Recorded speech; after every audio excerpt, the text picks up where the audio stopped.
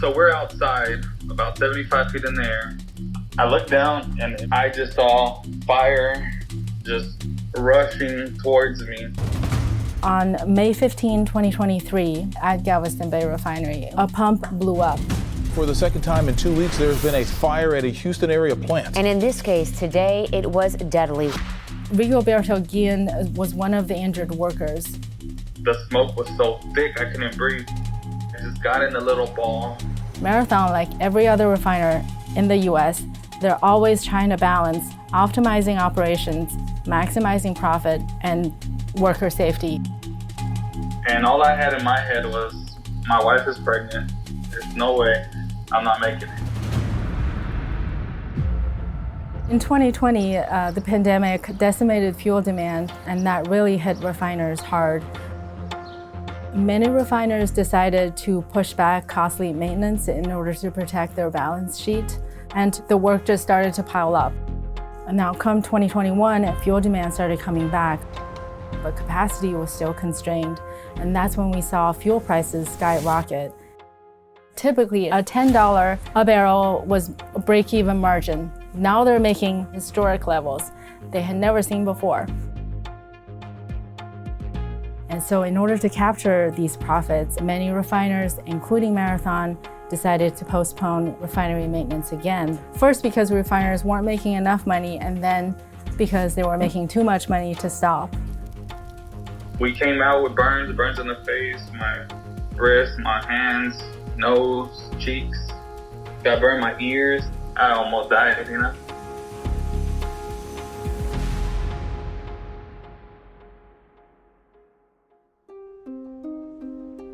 Refineries are very complicated, but basically there are a lot of pipelines, a lot of valves, and those all connect to some kind of containers where substances are mixed or heated, and there can be failures in any one of those. The May 15 explosion could have been prevented according to an internal investigation.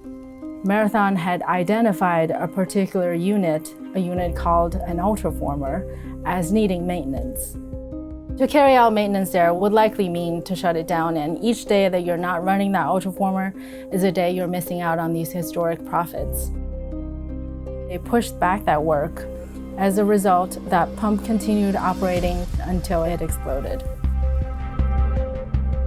Because these refineries are so big in Texas, a single unit outage has the potential to move global oil prices.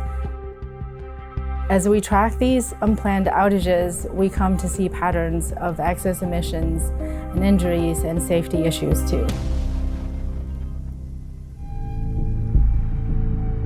The regulatory environment for oil companies is somewhat complicated to the extent that there are several different agencies that oversee the safety in refineries. I mean, you have EPA that addresses the threat to the communities surrounding the plants.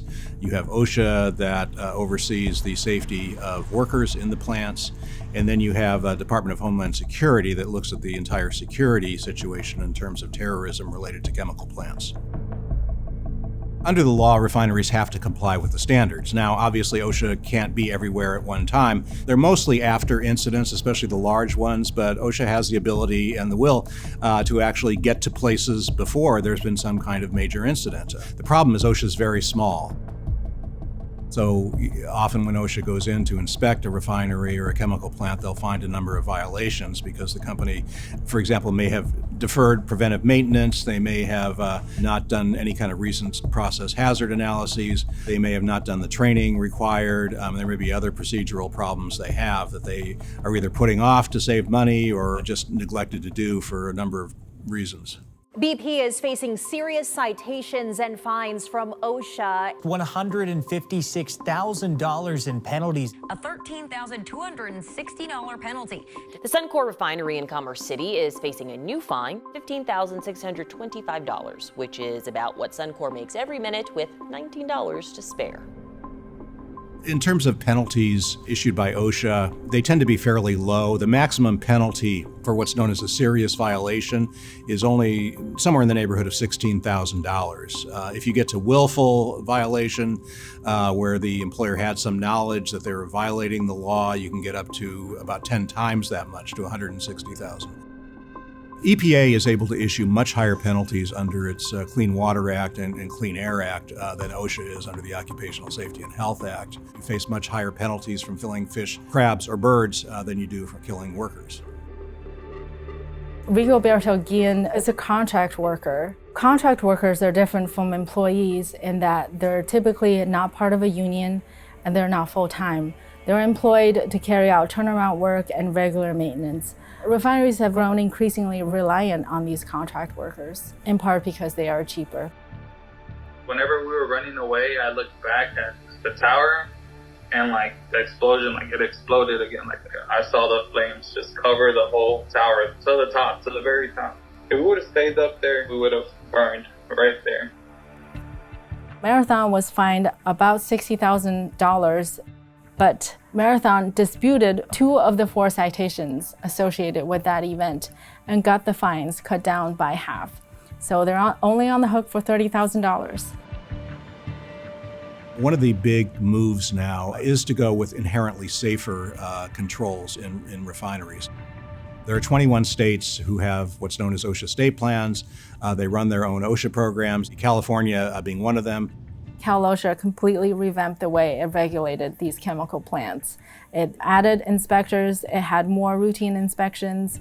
Reducing the amount of highly hazardous materials in refineries. That means changing processes that are safer from the start. There is a lot of resistance to that, mainly because of cost. When workers die, a dollar number is put on each life. A regulation comes into being if there are enough lives and money at stake. Honestly, to me, I kind of feel stuck because I feel like I have no choice but to go back, but honestly, I'm very frightened to go back. It is just too dangerous. But also, I don't want to not be able to support my family.